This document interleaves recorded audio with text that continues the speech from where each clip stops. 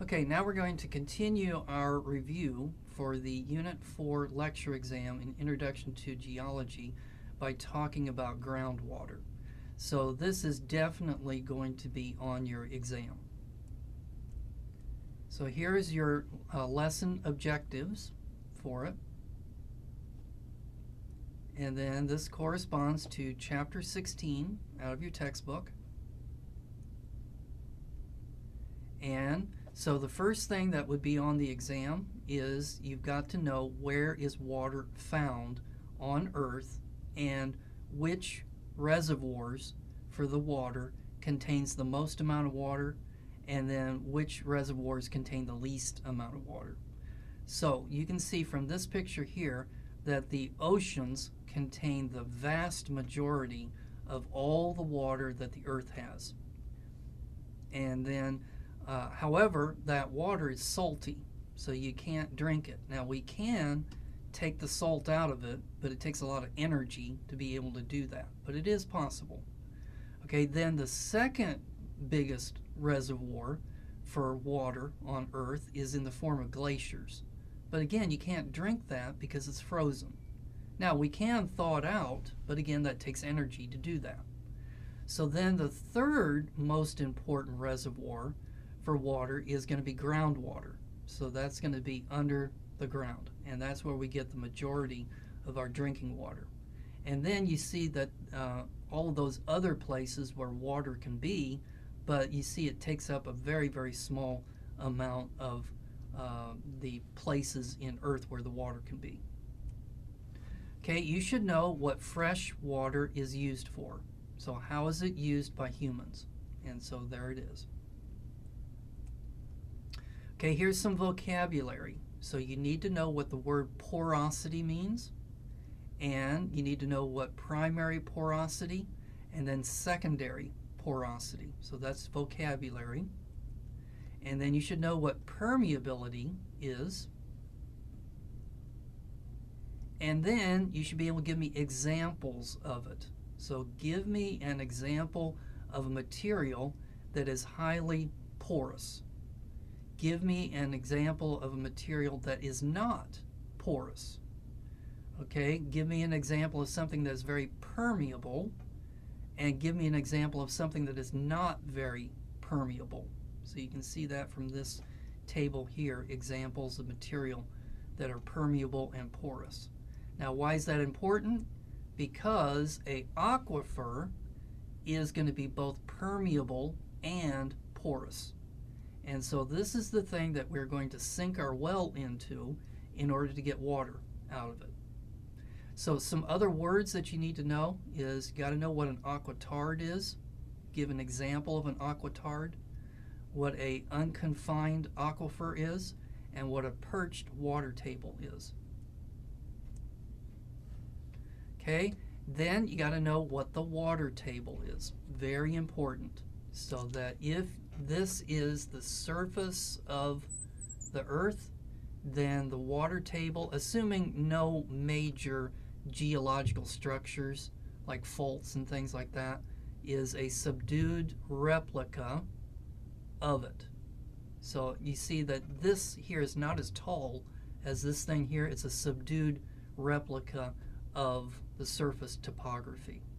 And everything below here is going to be full of water, and then it's going to be relatively dry in this region here. Now there is some soil moisture in here, but if you were to sink a well down to here, you're not going to get water out of the ground. You need to sink the well into the water table, and then you can draw water out of it. And then the height of this water table is going to depend on its budget. So how much water is entering and how much water is leaving. So water enters, it could enter from a river, and it could also enter from rain. So that could raise the level of the water table. But if it's really dry, that could lower it. Or if the river that was feeding the water table, if it dries up, then that could lower the water table.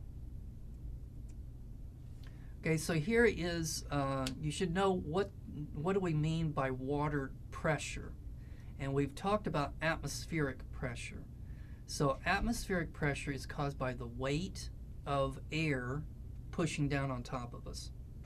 So water pressure is going to be caused by the weight of the water pushing down. So that down here, so let's say that you're down here, you've got this height from here to here, so that would be H, and then the water has a certain density, so that's going to be rho. It's being pulled down by gravity, and then it's at a certain height. So when you put all of those things together, that causes the hydrostatic pressure that you're going to feel right here. Okay, so who cares about hydrostatic pressure?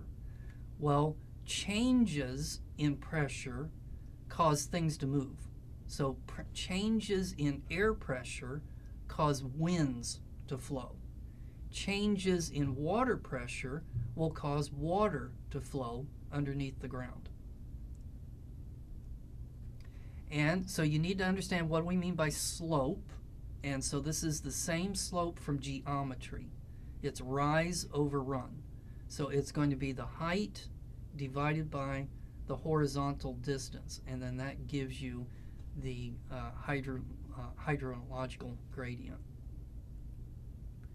And so that then causes the water to flow. So we have the water flow rate, so that's going to be V over T, and it's going to be equal to some constant that's going to depend on the rocks. So if the rocks are highly permeable, meaning the water can flow through the rocks very easily, it has a high conductivity, which means that there's going to be a high volume flow rate. It also depends on the area that the water is flowing through. And it also depends on the slope that the water is going down. So if it's going down a steep slope, more water is going to flow through it. Notice how similar this is to a river. So when a river, we talked about it depended on the roughness of the bottom of the river channel, and it depended on the area, and then it depended on the slope. So it's kind of similar to how and why a river flows, but this is under the ground and it's much slower. So water flows under the ground slower than it does above the ground. And then you should know what stuff is in groundwater. So what are some materials dissolved in groundwater? Well, one thing is limestone. So when limestone dissolves, limestone is calcium carbonate. So when it dissolves, you got the calcium, which gets in, it's dissolved in the water, and then the carbonate part, which also gets into the water. And so both of those things can flow in water, and then they can go back together again to make calcium carbonate, and then that's where stalactites and stalagmites come from. You should also know that silica, quartz, can be dissolved in water as well. And you could also have things like iron and magnesium and copper and lead. So you can also have metals that are dissolved in groundwater. You will not need to know any of those chemical formulas, but you should know what kinds of materials are dissolved in groundwater.